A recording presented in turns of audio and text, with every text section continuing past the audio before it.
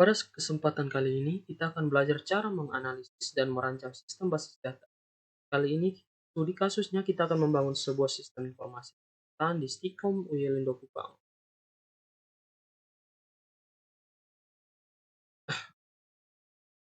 Perhatikan data informasi di layar. Fitur-fitur yang akan kita kembangkan dalam sistem informasi perpustakaan ini adalah yang pertama adalah login. Ini dilakukan oleh dua aktor, yaitu admin dan pengunjung. Admin adalah petugas yang berada di dalam perpustakaan, sedangkan pengunjung terdiri dari dosen, karyawan, mahasiswa, dan pengunjung umum. Yang kedua, mengolah data profil. Tujuannya adalah untuk memberikan informasi profil perpustakaan di Stikom Uyelindo Kupang. Setelah itu, ada mengolah data admin, mengolah data lemari, mengolah data rak. Dari fungsi mengolah data rak dan lemari ada kedua band adalah kedua band ini berfungsi menyimpan buku-buku. Satu lemari memiliki banyak rak. Lalu ada tabel penulis, penerbit, dan jenis buku. Ketiganya ini berhubungan dengan tabel buku karena setiap buku pasti memiliki ketiga unsur tersebut. Selanjutnya ada mengolah data pengunjung yang nantinya akan berkunjung ke perpustakaan Stikom Uyelindo Kupang. Nah, berikut ada mengolah data pinjam dan detail peminjaman yang merupakan satu kesatuan, yang artinya satu kali transaksi peminjaman buku ada detail buku. Untuk fitur login dapat diakses oleh admin dan pengunjung. Kemudian, mengolah data profil dapat diakses oleh keduanya, yaitu bagi admin, seorang admin dapat melakukan root, yang artinya admin bisa menambah data baru, membaca atau melihat, mengubah, menghapus, dan mencari data. Sementara untuk pengunjung hanya bisa read, yaitu bisa melihat atau membaca saja. Kemudian untuk fitur mengolah data admin hanya dapat diakses oleh admin itu sendiri. Dan admin dapat melakukan CRUD. Selanjutnya untuk mengolah data lemari, rak, penulis, penerbit, dan jenis buku, fitur-fitur tersebut hanya dapat diakses oleh admin yang mana seorang admin dapat melakukan CRUD juga. Untuk fitur mengolah data buku dapat diakses oleh semua aktor. Namun untuk admin, dia memiliki hak akses untuk CRUD. Sedangkan pengunjung hanya dapat melihat, membaca atau read, dan mencari atau search. Kemudian mengolah data pengunjung. Admin dapat melakukan CRUD, sedangkan pengunjung bisa read atau menambah data baru, membaca atau melihat dan mengubah data, namun tidak bisa menghapus data. Di sini ada catatan, tidak bisa mengubah atau menambahkan, tidak bisa mengubah, menambahkan atau membaca data pengunjung lain. Kemudian ada data pinjam dan detail pinjam yang merupakan satu kesatuan yang mana dapat diakses oleh semua aktor. Admin bisa melakukan semua CRUD dan pengunjung juga dapat melakukan CRUD. Namun pengunjung hanya bisa mengolah datanya sendiri.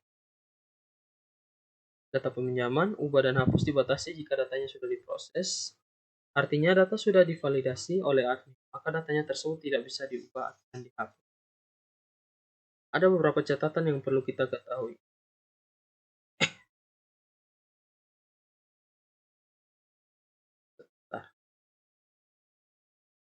Ini catatannya yang bagian ini. Nah, satu, sistem ini tidak menangani transaksi sanksi keterlambatan pembelian buku. 2. Jumlah buku yang dikembalikan harus sama dengan jumlah buku yang dipinjam. Ada dua aktor yang terlibat dalam sistem ini, yakni admin dan pengunjung. 4. Kategori pengunjung terdiri dari dosen, karyawan, mahasiswa, dan masyarakat. 5. Pengembangan sistem menggunakan Visual Studio Code dan Exam versi 7427. Contoh 1. Contohnya denda-denda. 2. Contoh dalam satu transaksi, pengunjung meminjam 10 buku, maka harus dikembalikan dalam jumlah yang sama. Nah, 5. Menggunakan bahasa pemrograman PHP versi 7.4.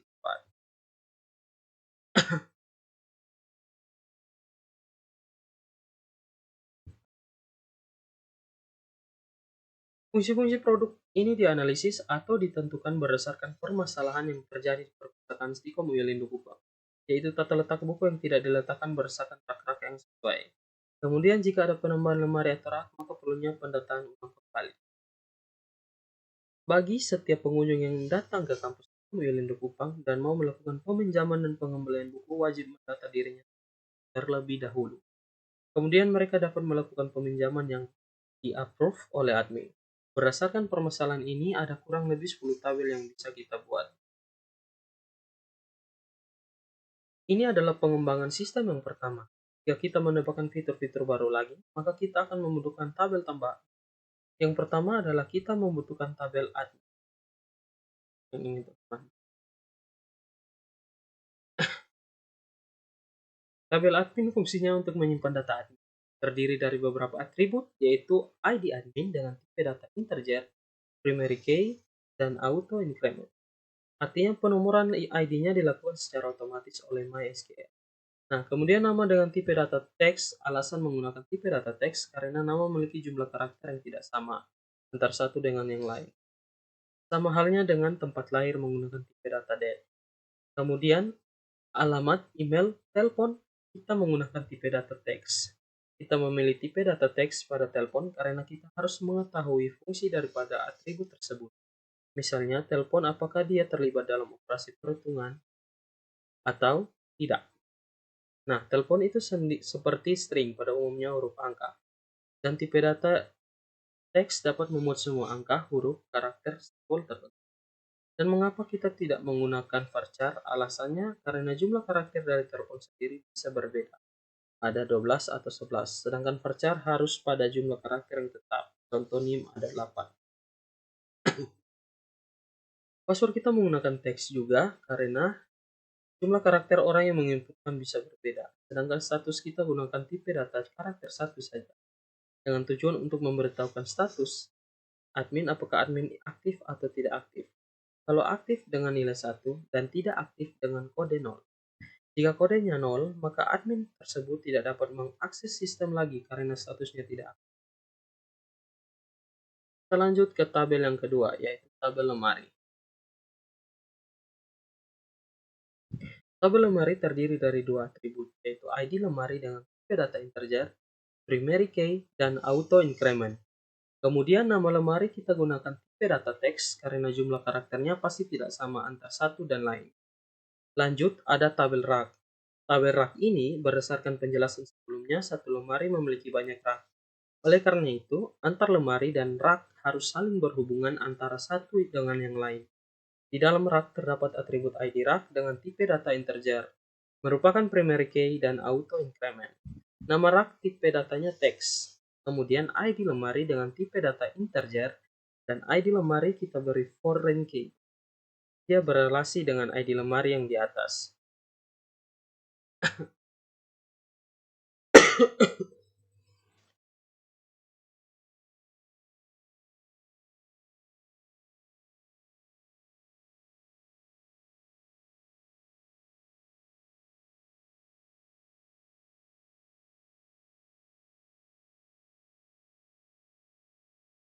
Ini bisa menunjukkan satu lemari memiliki banyak rak.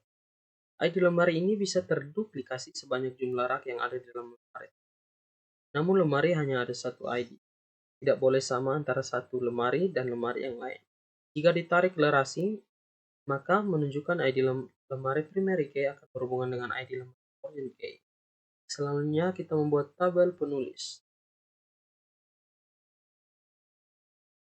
Tabel penulis, tabel penerbit, dan tabel jenis buku. Ketiga tabel ini berhubungan dengan tabel buku. Alasannya karena satu buku memiliki satu penulis, penerbit, dan satu jenis. Atau bisa dibalik, satu penulis bisa menulis banyak buku, satu penerbit bisa menerbitkan banyak buku. Sehingga relasi yang terjadi adalah one to many. Jika tertarik relasinya, ID penulis di tabel penulis berelasi dengan ID penulis di tabel buku. ID penerbit di tabel penerbit berelasi dengan ID penerbit di tabel buku. Dan ID jenis buku di tabel jenis berelasi dengan ID jenis buku di tabel buku. Ketiga tabel ini saling berelasi. Pada tabel penulis, ID penulis tipe data integer, primary key, dan auto increment, sedangkan nama tipe datanya teks. Tempat lahir tipe data teks, tanggal lahir tipe data date. Alamat tipenya teks, email tipenya teks, telepon tipenya teks, dan status tipenya char. Status ini berdasarkan penjelasan sebelumnya.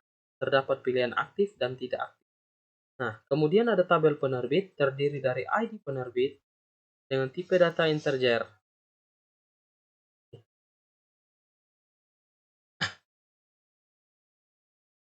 Primary key dan auto increment. Tabel penerbit terdiri dari ID penerbit dengan tipe integer, primary key, dan auto increment. Nama tipe data teks. Alamat memiliki tipe data teks karena terdapat huruf dan angka, dan lebar datanya berbeda antara satu dan selanjutnya kotak telepon memiliki tipe data teks dan status memiliki tipe data char. Kemudian tabel jenis buku terdiri dari dua,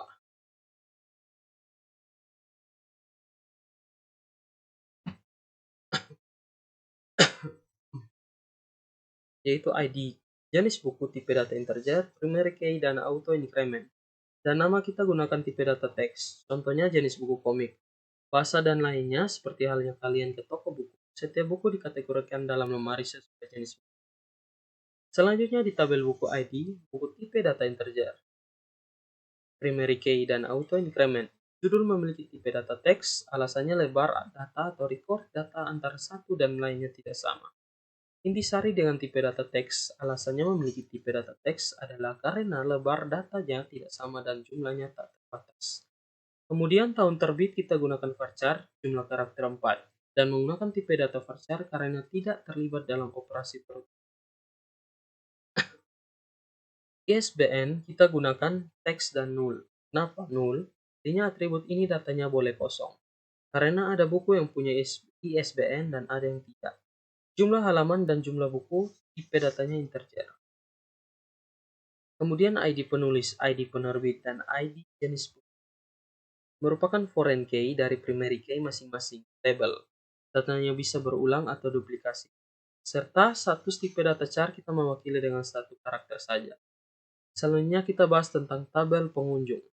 Ini, seperti yang ditunjuk author. Saya tandai saja.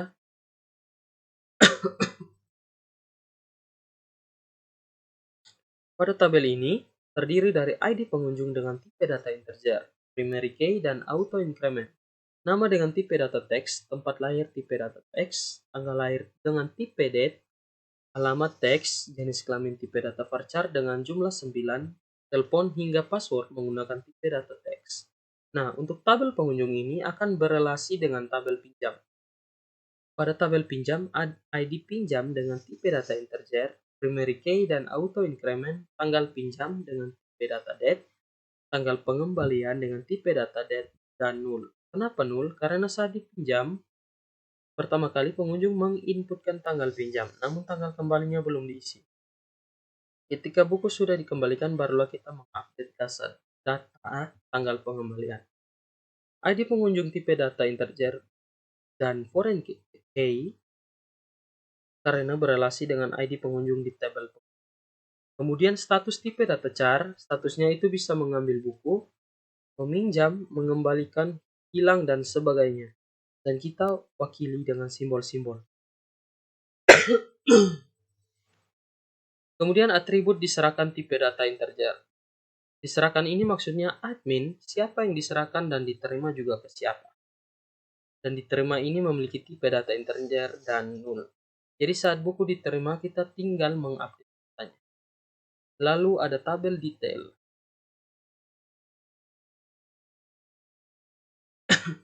Tabel detail terdiri dari ID detail dengan tipe data integer, primary key, dan auto increment.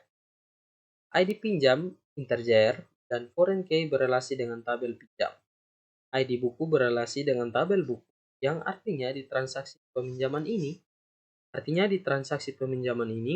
buku apa saja yang dipinjam dan jumlahnya berapa, poinnya dalam satu rak artinya di transaksi peminjaman ini, buku apa saja yang dipinjam dan jumlahnya berapa. Poinnya dalam satu transaksi peminjam pasti berhubungan dengan buku. Karena pengunjung yang melakukan peminjaman, kemudian dengan tabel buku. Seperti buku apa yang dipinjam. Kemudian antar tabel pinjam dan tabel detail berhubungan antara satu dan lain. Nah, ini adalah rancangan sistem informasi perpustakaan yang akan dibangun.